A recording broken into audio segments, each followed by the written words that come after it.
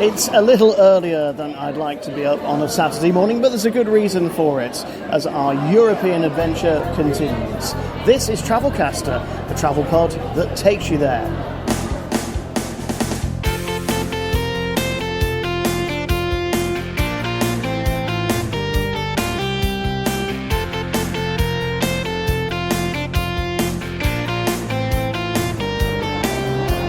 I'm travelling across Europe, finding out if artificial intelligence can help to guide the way. So far we've been through mainland France, onto Corsica and across Italy. But today we're heading east to Slovenia and the capital, Ljubljana.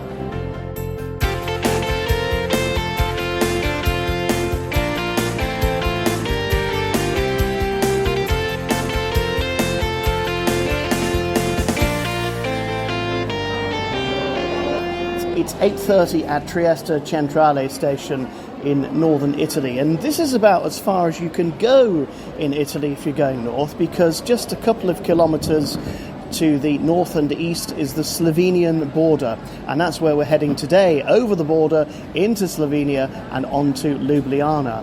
Now there are 3 trains a day going from Trieste. There's a Eurocities in the middle of the day, but our service that we're going to take today is a regional service that's going to take around about 2.5 hours. Now today's accommodation is one of the slightly older regional Trenitalia bits of rolling stock, but it's not too bad. It's been refurbished fairly recently. You can tell by the cleanliness of the seats, and there is a folding table and there is a power socket. Don't think there's Wi-Fi on this, but that's a relatively small price to pay. Now, if you were going to do this without a rail pass, incidentally, a ticket from Trieste to Ljubljana would cost you just €27, which is remarkable value, given that you're going across the border. Not very far across the border, but into a different country nevertheless. Now, just as I was getting comfortable on this train, it turns out it's not going all the way to Ljubljana at all. We climbed up in a giant horseshoe above the coast of Trieste and then backed onto ourselves, and we're now heading up to Villa Opicina. This is the town we visited yesterday on the tram, and what you have to do is change trains here. It's the closest station to the Slovenian border, so it's going to be another train that takes us onwards. I'm told it's a simple process, simply going from one platform to another. We'll find out in a minute. And here we are. The 0903 departure from Trieste turns into the 0946 from Villa Opicina. You have to change trains. We were just standing on the platform for about 5 minutes. The first train went back off down to Trieste, and the second new Slovenian train turned up bang on time. It's interesting, I said earlier that it was impossible for this service to sell out. I did expect, though, there'd be more than 5 of us on board. 5 passengers, 2 carriages. Got about half a carriage each. Well, that was a pleasant enough journey. The train didn't get very busy, but it did stop at lots of places along the way, and a few passengers did get on. So we have arrived here at Ljubljana Central Station, about 20 minutes late. That's not a problem today, though, because I'm not going anywhere else. And from here, it's just a short walk to my hotel. Now, at the time of recording this, April 2025, it appears there's quite a lot of construction work going on at Ljubljana Central, so your train will stop slightly just beyond the main concourse building that's being renovated at the moment. There's some construction works going on, so when you get out, just try and orientate yourself. If you're using an online map, make sure that you align it to where you're actually looking out. But beyond the station, you'll see a number of buildings, the main road, cross the main road, and that is your gateway to the city centre.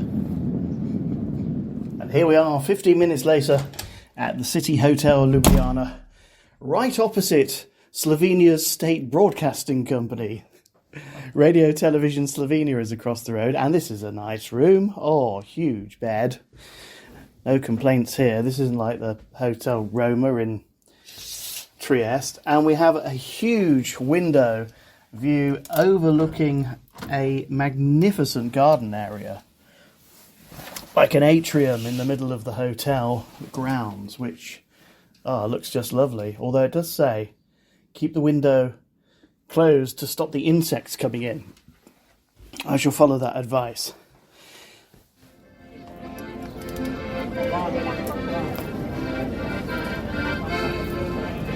Now, the chances are that your accommodations in Ljubljana are going to be in the new town, closest to the railway station, but it's not too far to walk before you start experiencing the city's culture and history. For instance, this is Slovenian music being played on an accordion. I know this because the man has a sign saying Slovenian music, but I also know that this is a historic centre because in front of me is the Franciscan church.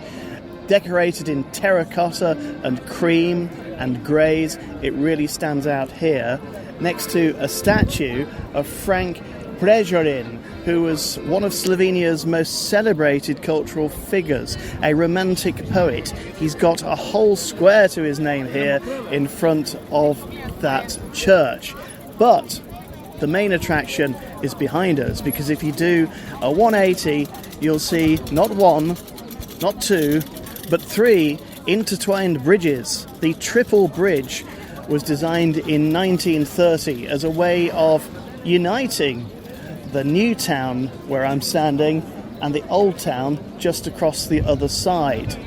It's an intriguing network of river crossings and is best seen at sunset or after dark when it's all lit up.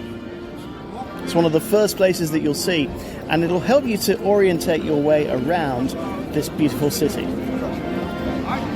Crossing whichever of the three bridges takes your fancy, you're now met with a choice. You can go to the left, or you can go to the right. To the left is the Tourist Information Centre, and if you want to find out all the tacky stuff, they'll tell you all about it. But if you want to find out what's really going on in Ljubljana, I would suggest that you head right. Because it's here on the right-hand side of the Old Town bank of the river that you will find the centre of the bar and cafe scene in Ljubljana. There are restaurants and cafes right along the way, and here on a Saturday afternoon it's really busy.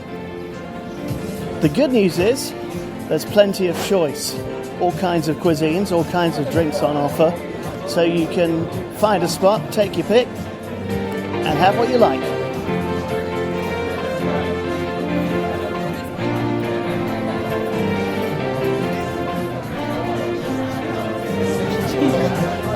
What a difference a week makes on this tour. Only a week ago we were in Marseille and then in Corsica, where things were fairly quiet, but just 1 week on in early April, Ljubljana really is coming to life. It's not even Easter yet, and it's very busy.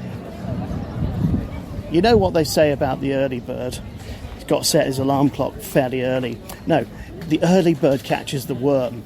And if you want to get the best out of a visit to Ljubljana's central market, you will have to get up relatively early. Well, in the morning. They start here at 7 a.m. and they wrap up at around 3 p.m. Now, all around me are sweet-smelling fruits and vegetables. There are homewares on display, there is local produce, there are local wines, there's just about everything that you'd want. And right at the end of it is a colourful plant and flower market too. As I say, this runs from 7 o'clock on weekdays, including Saturdays, and you'll find it in the big square just a couple of blocks to the right of the cathedral as you're looking at the main entrance.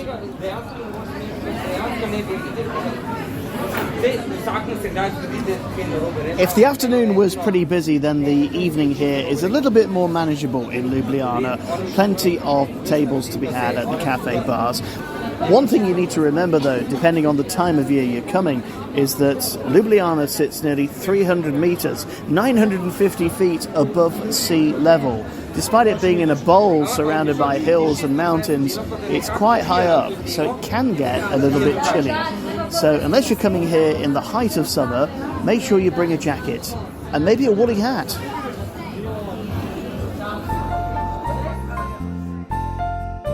You're listening to Travelcaster, today coming to you from the Slovenian capital of Ljubljana, part of our AI journey across Europe. Now, we're on season 6 of the podcast, so do check out previous episodes to find out all kinds of adventures around Europe. We'll tell you how to get here and what to do when you arrive. Just subscribe to the podcast and also check out travelcaster.blog for tips and hints of everything you need to know.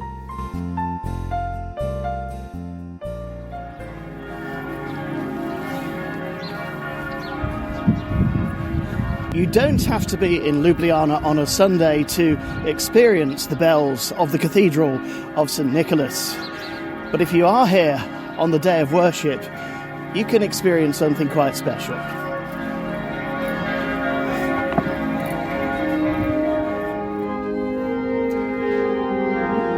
Now, just because churches weren't designed for tourists, it doesn't mean you can't visit one.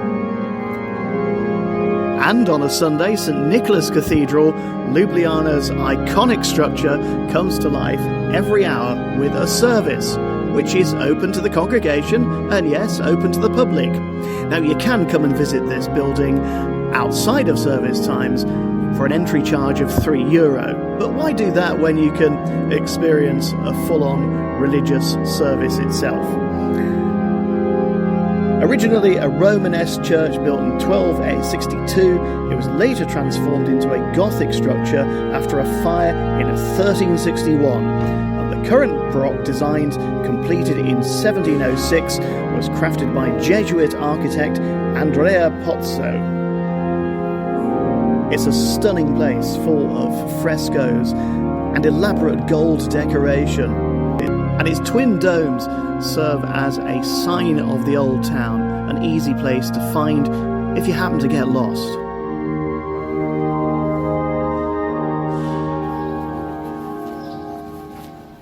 Now, it may be a couple of Sundays before Easter in Ljubljana, but as far as I'm concerned, it's Ascension Day. Time to go up into the sky.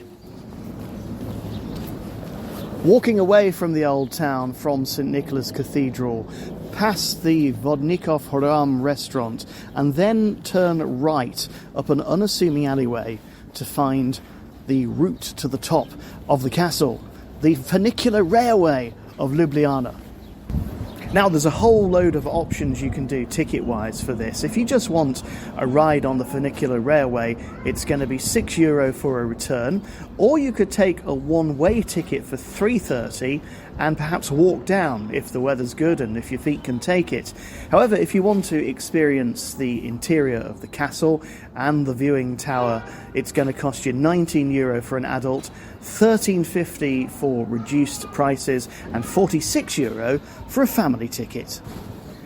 Now, as I was preparing to board, the man inside the car said, "Come on in." And I said, "That looks a bit full. I'll wait for the next one." He said, "It's going to be 10 minutes. And I said, "That's absolutely fine." And then another man came along and said that I must ride with the crowd. I said, "Well, no, your friend said I could stay here." And he gave me a load of tosh about it being illegal to have me waiting there for 10 minutes and he could go to jail for it. Honestly, some people have no sense of funicular, do they? Anyway, 118 metres long, 70 metres high, and here we are at the top at Ljubljana Castle. Now, as well as being an authentic castle with ramparts and turrets and that kind of thing, there's a viewing tower which you can climb up for great views over the city. Going to do that in just a minute. But the rest of the castle has been turned into a series of functional event spaces. There are museums here with different exhibitions rotating. There are a couple of restaurants, one of which is quite high-end. You'll be spending quite a few euros if you choose to dine here. And during the season, there are outdoor events held here, music performances, that kind of thing. You can get all of the details by going onto the castle website.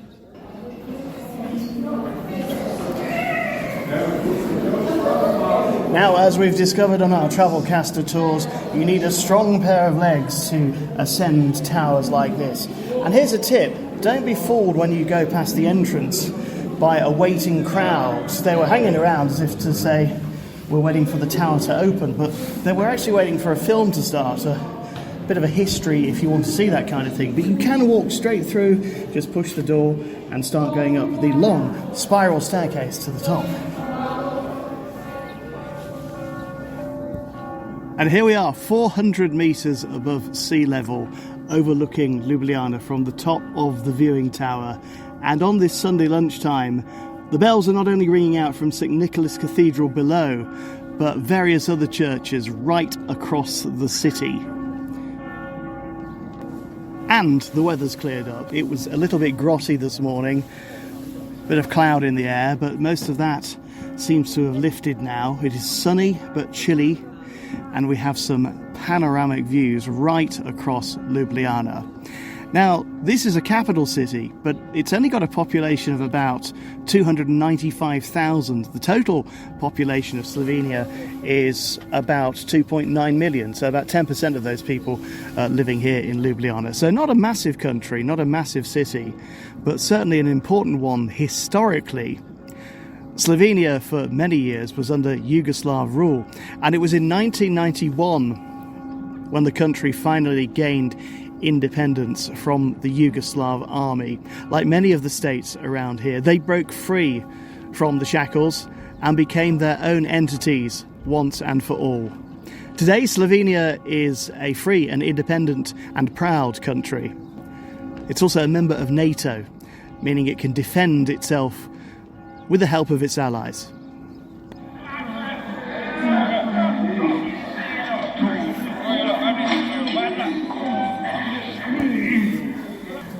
Castles, of course, aren't just about defence, but about punishment. And here, in the basement of the castle, was the penitentiary.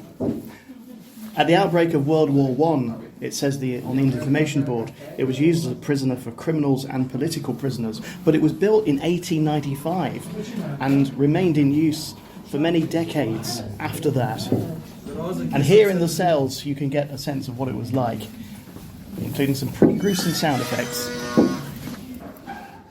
Now, if tales of death and imprisonment are too morbid for you, you can have a bit more fun because there's something for all the family here. An exhibition in the Museum of Puppetry, which is interactive. Personally, I do find puppets a bit creepy. But who cares when you can play with the exhibits like this?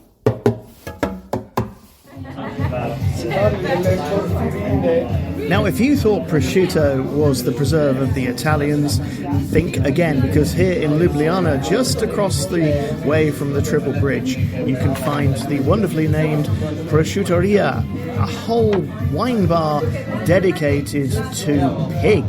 Pick your pig, says the menu, and you can have a selection of hand-cut prosciutto recommended by the helpful staff. There's also an enormous menu of Slovenian wines. Wine and pig. What's not to like? Oh, you can have some cheese thrown in if you're going to be really picky about it.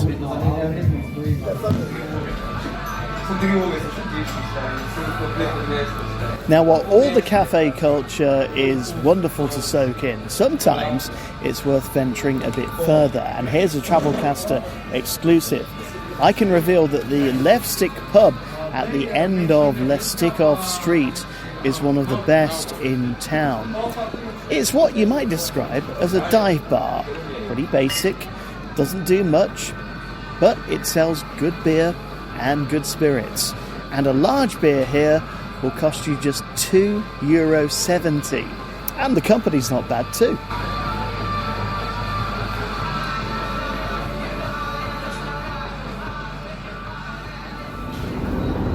You know, Ljubljana really does have loads to offer, and we have really only scratched the surface by exploring the old town. In the new town and beyond, there are plenty more attractions, and there are some ideas of where to go at travelcaster.blog. That's going to do it for this edition of the podcast. We're going to move on to a different destination next time around, so make sure you subscribe and join us again soon for more Travelcaster, the travel pod that takes you there.